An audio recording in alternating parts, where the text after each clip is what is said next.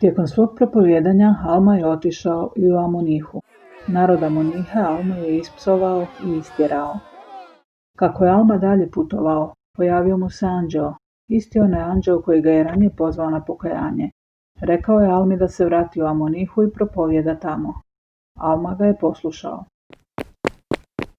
U Amonihi je Alma susreo Amoleka. Amoleka je također posjetio anđeo i rekao mu da se pobrine za Almu. Amolek je Almi poželio dobrodošlicu u svoj dom, a njegova je obitelj radi toga bila blagoslovljena. Potom su Alma i Amolek zajedno propovijedali u Amonihi. Alma je objasnio kako zbog njihovih silnih blagoslova Gospod od njih ima visoka očekivanja. Ne ispune li ih, bit će uništeni. Narod Amonihe pitao se zašto bi vjerovali riječima samo jednog čovjeka. Amolek je kao drugi svjedok potvrdio Almino svjedočanstvo. Zezrom i ostali gradski zakonoznanci napali su Almu i Amoleka.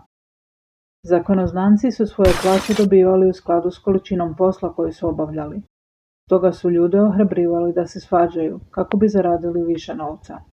Alma i Amolek su, propovijedajući evanđelje mira, ugrožavali njihov posao.